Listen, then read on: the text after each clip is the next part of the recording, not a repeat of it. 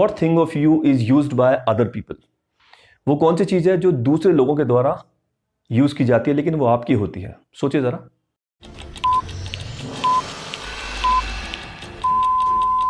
शायद आपने सही सोचा है। इसका सीधा सीधा आंसर है सर नाम। मान लीजिए मेरा नाम श्याम शर्मा है, तो इसका नॉर्मली यूज मैं नहीं करता हूं, नॉर्मली इसका यूज और लोग करते हैं मुझको बुलाने के लिए। So name of a person is a thing which is used by other people, not by the person exactly.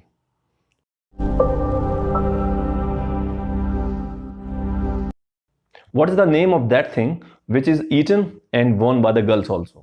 वो कौन सी चीज है जो लड़कियों के द्वारा पहनी भी जाती है और उसको खाया भी जाता है।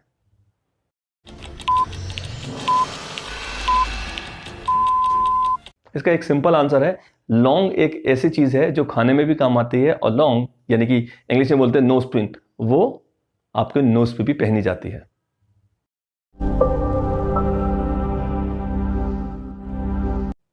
What work is done by a male once in a life but a female does it regularly, frequently or daily? वो कौन सा काम है जिसको मेल केवल जिंदगी में एक बार करता है लेकिन लेडी उसको रोजाना या फ्रीक्वेंटली करती है।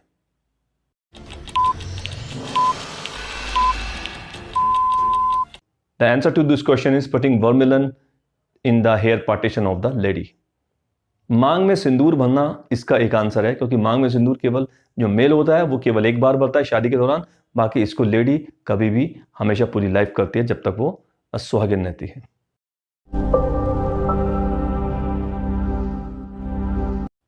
Name the object which doesn't have any shadow. वो कौन सी चीज है जिसकी कोई परछाई नहीं होती। सोचो जरा, सोचो। 5 4 3 2 So, इसका पहला आंसर हो सकता है सर सोल और गोस्ट, यानी भूत और प्रेत जो होते हैं उनकी कोई परछाई नहीं होती। ठीक है, हो सकता है, लेकिन ये आंसर मान्य नहीं होगा। आप इसका जो लॉजिकल आंसर जो होगा वो ये होगा कि सर एक ऐसी चीज जिसकी परछाई नहीं होती है वो होता है कि आपका ग्राउंड, यानी जमीन जहां आप खड़े हैं उसकी कोई परछाई नहीं होती। ठीक है, हाँ, जो आप अर्थ है, जो पृथ्वी है, उसकी परछाई होती है, लेकिन जो ग्राउंड है उसकी कोई परछाई नहीं होती।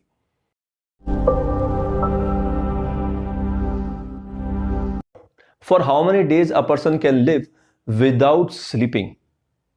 एक इंसान बिना सोए कितने दिन रह सकता है?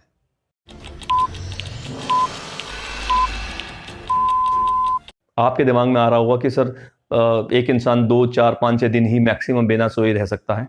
अरे क्वेश्चन को ट्रिकी क्वेश्चन है भाई, इसका ट्रिकी आंसर होगा, सिंपल आंसर है ना कि दोनों में कितने दिन। उसको बोलो कि सर दिन में नहीं सोएगा लेकिन रातों में सोकर वो कितने भी दिन जाग सकता है, यानी कि एक इंसान पूरी जिंदगी भर बिना दिन में सोए रह सकता है। सिंपल।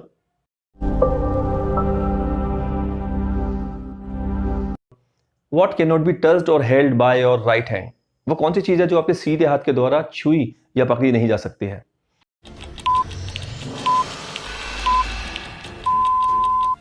इसका आंसर इलॉजिकली लॉजिकल नहीं है, इसका लॉजिकल आंसर होगा, क्या आंसर होगा? देखो, ये मेरा राइट हैंड है, ये वो हैंड है जो राइट हैंड को नहीं पकड़ पाएगा। अगर मैं चाहूं कि मैं अपने राइट हैंड को इसी हैंड से पकड़ लूं तो ऐसा पॉसिबल नहीं है। हाँ, मैं लेफ्ट हैंड को राइट हैंड से पकड़ सकता हूं, लेकिन मैं राइट हैंड को राइट हैंड से नहीं पकड़ सकता।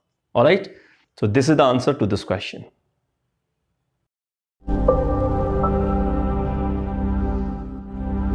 The last question I have for you is, who came first? Was it hen or was it an egg? Last जो क्वेश्चन मैं आपसे पूछ रहा हूं वो ये है कि पहले कौन आया, पहले मुर्गी आई थी या अंडा?